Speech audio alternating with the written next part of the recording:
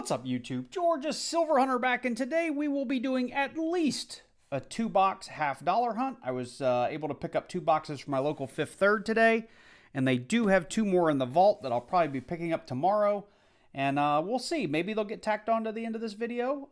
Maybe they won't. It depends on how these boxes treat us. I know I only have one in front of us, so let's get this box open and let's jump into it.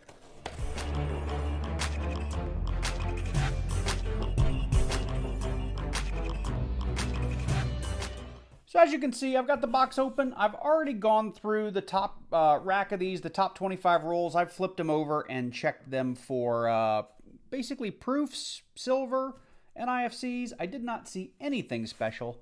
And so we're going to jump into these rolls. But before we do, a lot of people may wonder why us crazy coin roll hunters do this. And I just grabbed a magic coin. That's no good. This is why we do it. We're looking for this silvery stuff here. 1964 and earlier, these are made of 90% silver.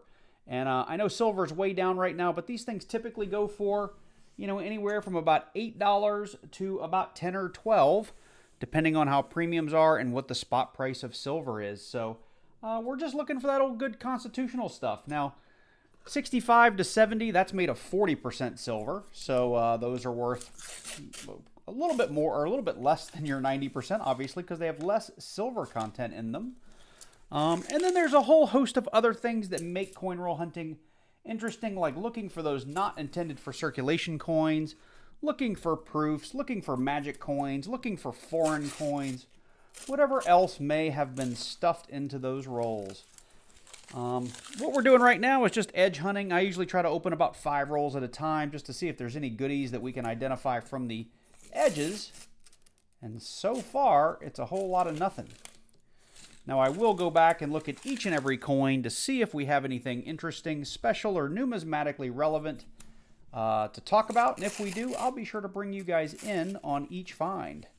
But lately our boxes have been a lot of NIFCs, and about every 4 or 5 boxes we do manage to find some silver. So let's see here. This is roll number 5, and so far, it's not looking good. Okay, well, I'll go off camera, and hopefully I'll see you before I get all the way to roll number 50. So something crazy happened to my audio here, so I'm having to re-record this. So we're actually here on roll 24. I did have this 2020, I believe it was a filly that we have found sort of along the way that I didn't bring you guys in for. But here on roll number 24, we do have something kind of interesting to look at. And I already have it there under the scope. If I can keep my hands on it, it is a 1971 DDO. So you'll see here just in a second. I'm going to put it under the scope. But it's one of the FS102s where you can see it in the words in God rather than in the words trust. The FS101 you find in the word trust and that T and that Y over there. So we're going to put this under the scope. We're going to show you what it looks like. It's kind of a neat coin, and they can be very, very valuable in higher grades, and I'll take you in under the computer and show you what that looks like in just a minute. And the eye appeal on this coin is really not so bad. So let's take a look. So you can see right away over on the I and the N that we've got double serifs all over the place. In the upper right-hand corner, you can see a double serif. Lower left-hand corner of the eye, you can see a double serif. Looks like we've got a little post-mint damage on this thing, or maybe the grease strike just sort of really did not do this coin justice, but you can still clearly make out the double serifs in there. And to me, that makes it a DDO. The other thing I noticed as I was looking at it under the scope is even the L in the word Liberty, you can see here at the tip of the L, we've got two ends to the L there. You can see 2 little humps on the end rather than just one. And also the I on this one looked really, really strange to me. And I don't know if this is just a sign of the coin having some damage, or if this is just more evidence that this thing is in fact a DDO. But you can also see we have a little bit of doubling down here on the neck of Kennedy. The we, it looks like there's a little tiny bit of doubling, or at least some widening, and then we've got a little bit of doubling up the back of the neck. Now, that looks more like machine doubling to me, but it is still a doubling. The T and the Y look a little bit fat, but they're not the typical FS 101 doubling that you typically would see, but they did look a little fat to me. And also the word trust looks a little bit widened as well, with maybe over on the T, if I bring it back over, the last T in the word trust has a little bit of doubling, but it's very, very minor. But just checking out the rest of the date here, nothing else is jumping out too much. Maybe that 1 looks a little bit wide, but the main thing we're looking at here is the I and the N. Okay, well, I've gone ahead and pulled up PCGS here and gone into the price guide, into half dollars, into the Kennedy halves, and I've already scrolled down here to the 1971D, and you'll see there's a little plus button you can click there to unzip that, and you'll see there is 2 DDOs on record. There's an FS 101 and an FS 102. We have the FS 102, and I'm going to give you a close look at what it looks like on the one PCGS has that is an MS67. Their coin will obviously look a lot nicer than mine. But first, let's talk about price.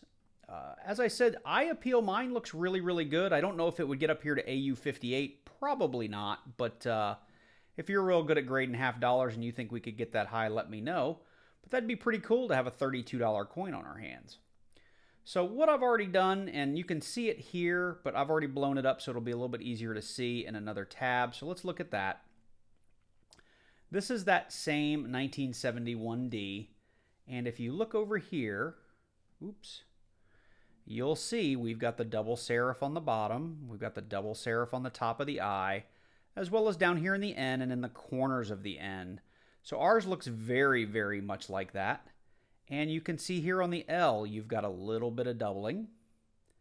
My I still, I think, looks a little bit different than this one, but it's close.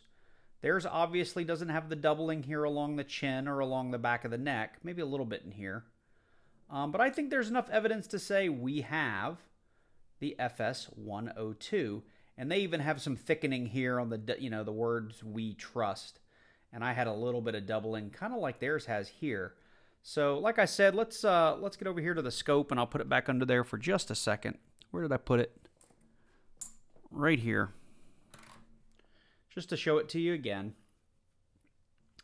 A little thickening there on the words we trust, and there you can definitely see our double serifs up here and down here, here, here, here, and here.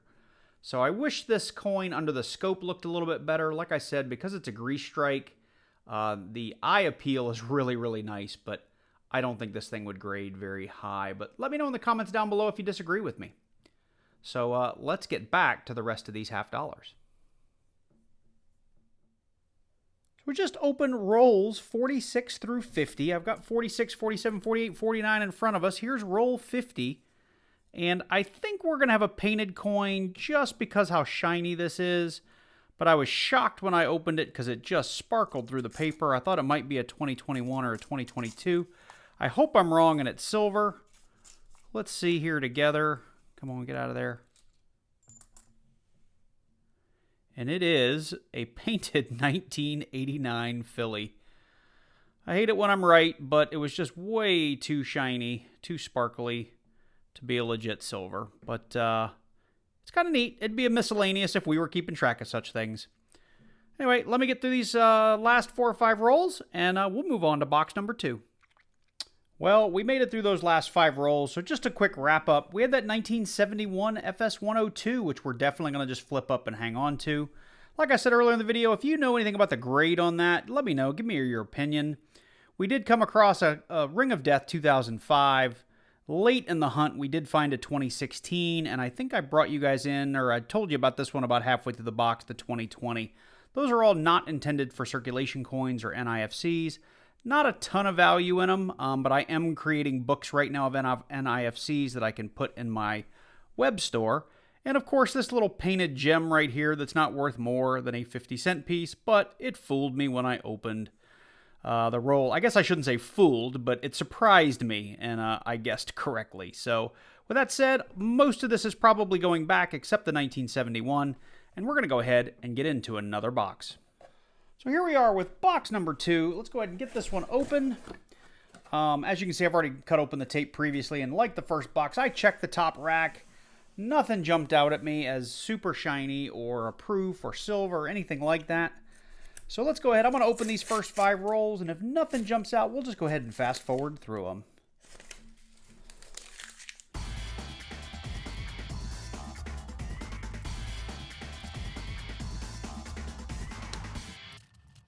Okay, well that's 5 rolls out and nothing to show for it, at least nothing that's going to look really nice for me to hang on to from an NIFC perspective. Perhaps there's some errors in there, but I'll go through that off camera and bring you in if we get lucky. Well, that was a really disappointing box number 2. We didn't even have anything fun to look at, just a couple of NIFCs. We have this 2006 Denver, a 2015 Philly, and another 2020 Philly. So I am going to go ahead and get these back to the bank, and I'll pick up 2 more boxes tomorrow, and we'll go ahead and tack them on to the end of this video. Here we go with box number 3. Picked this up on Saturday morning, and I have 2 boxes now, so this will be at least a 4-box hunt. I have checked the tops and bottoms of the first rack, and I think I even weighed it, and I had a couple that were a little heavy, but nothing super heavy. So definitely not something reading 90% silver, but let's keep our fingers crossed that we find a little bit of 40% silver or some cool proofs along the way. So like the second box, I'll go ahead and we'll open here 5 on camera, and I'll speed it up if there's nothing interesting to show you.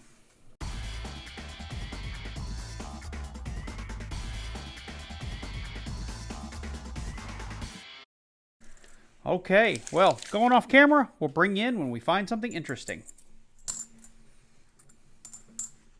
So I'm bringing you in here on roll 1617. That's what roll it is, roll 17. I've already taken it out to look at it because it looked really weird to me when I first opened it. It reads like a gold-leafed coin, you can see right here. But I was a little surprised when I took it out because it appears to have a gold edge. But then it is a 1974D, and it looks like it's a regular clad, and I don't know if somebody's done this. It looks like maybe done this after the fact. I can't imagine it came from the mint this way, but it is a necklace coin. Just really, really strange. This might have been a DIY project for somebody, but it caught my attention while I was getting through these rolls, so I wanted to bring it in and show it to you. So, very same roll, and I was laying it out like I always lay them out as I go through them like this, and look what popped out. I have found a bunch of these of late. This is the United States of America, a nation of immigrants. This is I believe it's a San Francisco proof, commemorative half. Yeah, there's our S right there, from 1986. You can see this one's been in circulation for some time because we've lost a lot of that mirror finish. But it is a proof, and like I said, I've probably found 4 of these in the last few months. So pretty cool. We'll put it up on the board as a find, and I didn't bring you in for these, but I did find a couple other bling-in 2020s and 2019 NIFCs, so I've set those aside as well. All right, so I'm into roll 25, and I wanted to stop here. I've blown past a bunch of NIFCs because they're really not all that interesting, but I did want to stop here because I found a 2022 Philadelphia, and I don't find these all the time, but I find them often enough, and I've had a few people in my comments lately question the fact that I'm not calling the 21 and the 2022 NIFCs. And I think last time I talked about it, I kind of said coin roll hunters don't count them as NIFCs. I did check today in the 2023 Red Book, and the 2023 Red Book does in fact classify the 2021 and 2022 half dollar as a not intended for circulation, but we all know, especially me, because in the last couple of months I got 6 full boxes of 2021 Ps from the bank, and if they're not intended for circulation, that's an awfully interesting way to go about not introducing coins into circulation. So, you know, if you find these in your coin roll hunts and you want to hang on to them because the mintages are kind of below 10 million, I want to say this 2022 P is like 6.1 million. You know, by all means, more power to you. I'll keep enough of these to make a few sets, but it's not something that I'm going to keep rolls and rolls and rolls of.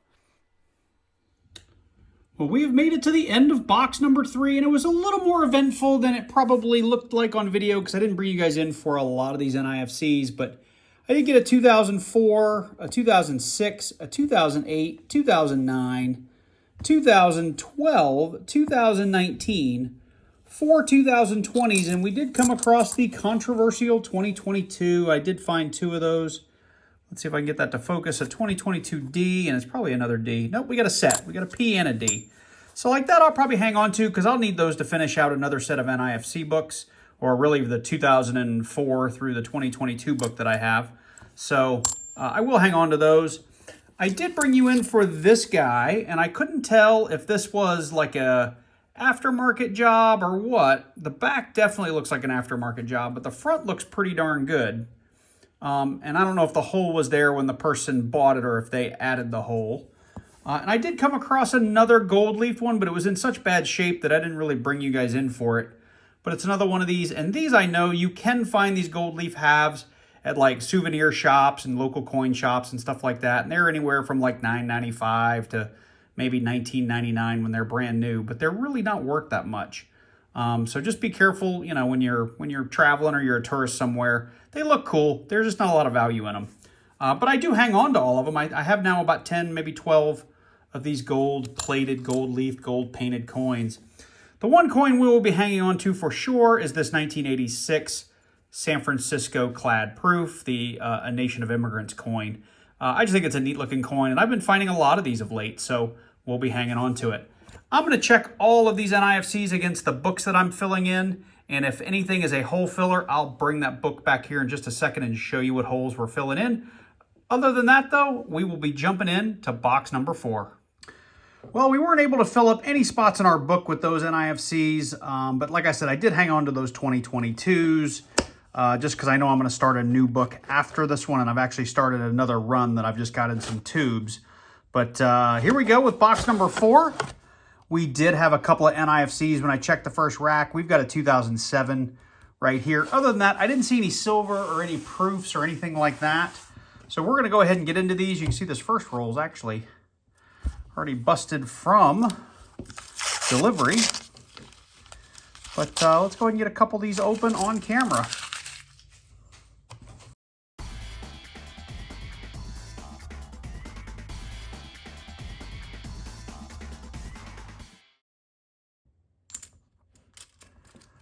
Okay, well, that's 5 rolls from box number 4, and so far this hunt's looking like it's a little bit of a bust when it comes to the silver. We've got a couple of interesting things we found along the way, but nothing of the silvery sort. But we still have 30 or 45 rolls to go, so let's hope we find a little silver inside.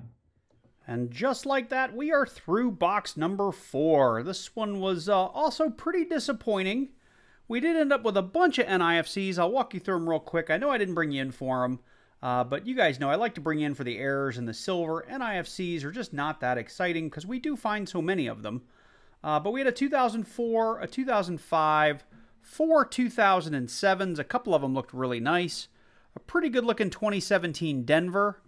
A 2018 kind of beat up. And another set of 2022s. These are both Philadelphia's. I did check. I'm replacing a book from my kids that I ended up selling, and I'm working on a second book that I'm going to put in my store, and unfortunately, none of the NIFCs in this box are going to fill either one of those books. I did go ahead and include the 4 coins from the last box or 2 that I'm going to hang on to, one being this Nation of Immigrants proof that I really, really enjoy. We did have those 2 kind of gold-leafed or designed sort of collector's edition $half that have been circulated. And this is the real keeper for me out of the box. This 1971 FS102.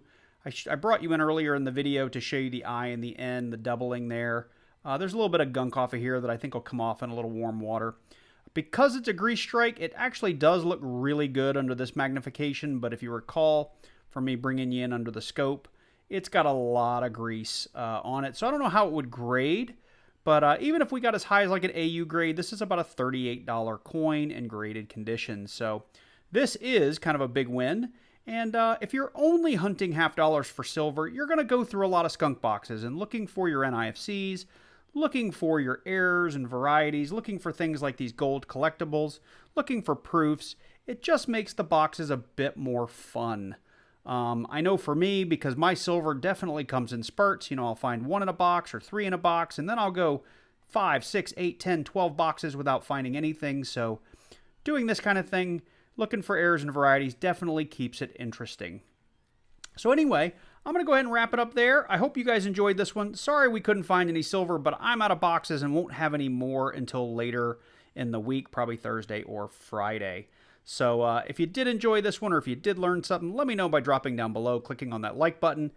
Leave me a comment. Let me know what you liked, what you didn't like. And if you're new to the channel and you enjoy coin roll hunting or the occasional video on silver and gold, make sure you click on that subscribe button and then click on that little bell and select all, so you get notified each and every time I drop a new video. It's free, it's easy. Take a minute, drop down there and do it. With that, I don't have much more else to share with you. So you guys take care, and I look forward to seeing you in the next one.